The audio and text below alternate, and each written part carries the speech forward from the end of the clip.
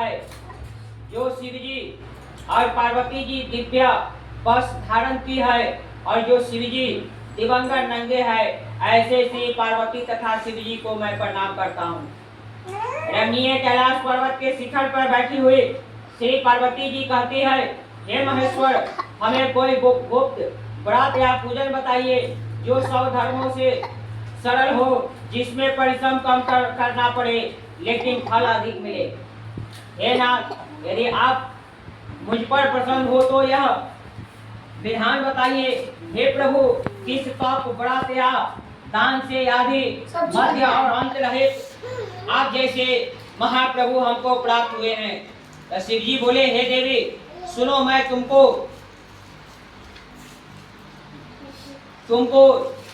एक व्रत जो मेरा सर्व और छिपाने योग्य है, लेकिन तुम्हारे प्रेम से भयभूत होकर मैं तुम्हें बतलाता हूँ। शिव जी ने कहा, भारतवर्ष में जैसे नक्षत्रों में चंद्रमा, ग्रहणों में सूर्य, वर्णों में ब्राह्मण, देवताओं में विष्णु भगवान, नदियों में गंगा, पुराणों में महाभारत, वेदों में समावेद और इंद्रियों में मन श्रेष्ठ है। सब पुराणों और वेद का सर्वस्व जिस तरह कहा गया है, मैं तुम्हें प्राचीन वक्त बतलाता हूँ, एकांत मन से सुनो।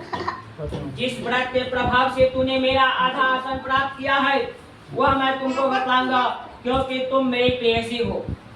भाद्रपद मास में हस्त नक्षत्रीय शुक्ल पक्ष की तृतीया तिथि को उसका अनुष्ठान मात्र करने से स्त्रियां सब पापों से मुक्त हो जाती है।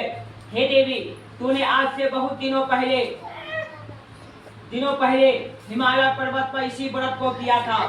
यह वृतांत मैं तुमसे कहूंगा। तो पार्वती जी ने पूछा, हे नाथ, मैंने यह क्यों व्रत किया था?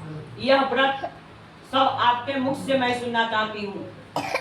उत्तर की ओर एक बड़ा रमणीय और पर्वतों में श्रेष्ठ हिमवान नामक पर्वत है। उसके आसपास तरह तरह की भूमियां है, तरह तरह के वृक्ष उस पर लगे हुए हैं, नाना प्रकार के पक्षी और अनेक प्रकार के पशु उस पर निवास करते हैं।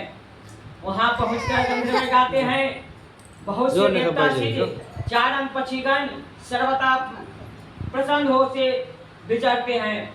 वहां पहुंचकर गंधर्व गाते हैं, असरा नाचती है। उस पर्वत राज के कितने ही शिखर ऐसे हैं कि जिनमें स्फटिक, रत्न और वैदुमणि आदि की खाने भरे हैं।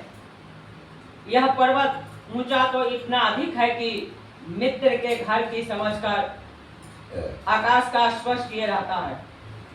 उसके समस्त शिखर सदैव हिम बर्फ से आच्छादित रहते हैं और गंगा की जल की ध्वनि सदा सुनाई देती रहती है। हे पार्वती जी, तूने बालकल्प में उसी पर्वत पर तपस्या की थी।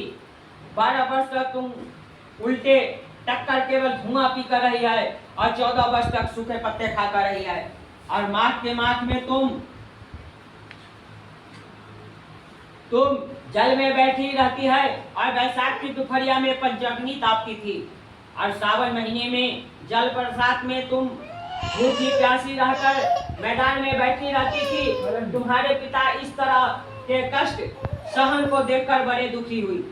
वे चिंता में पड़ गए कि अपने कन्या किसको दूं। उसी समय नारद जी वहां आ पहुंचे और मुनि श्रेष्ठ नारद जी उस समय तुम्हें देखने गए थे। नारद जी को देखकर गिरी अर्घ पाद आसन आदि देखकर उनकी पूजा की और कहा, हे स्वामी, आप किस लिए यहाँ आए हैं? मेरा अहोभाग है, आपका आगमन मेरे लिए अच्छा है।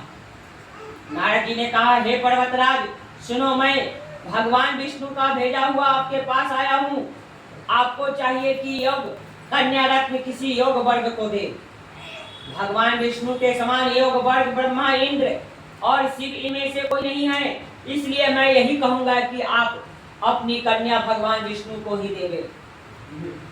भगवान ने कहा, भगवान विष्णु स्वयं मेरी कन्या ले रहे हैं और आप यह संदेश लेकर आए हैं तो मैं उन्हें अपनी कन्या दूंगा। भगवान की इतनी बात सुनकर मुनिराज नारद आकाश में विलीन हो गए। वे पीताम्बर, शंख, चक्र और गदाधारी भगवान विष्णु के पास पहुंचे और वहां हाथ जोड़कर नारद जी से भगवान विष्णु से कहा, हे देव सुनिए, मैंने आपका विवाह पक्का करा दिया है। उधर हिमवान ने पार्वती के पास जाकर कहा कि हे पुत्रे, मैंने तुम्हें भगवान विष्णु को दे डाली है।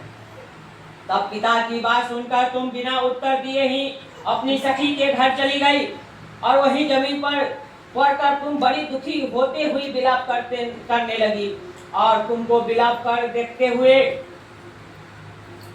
प्रकार के और हुई देखकर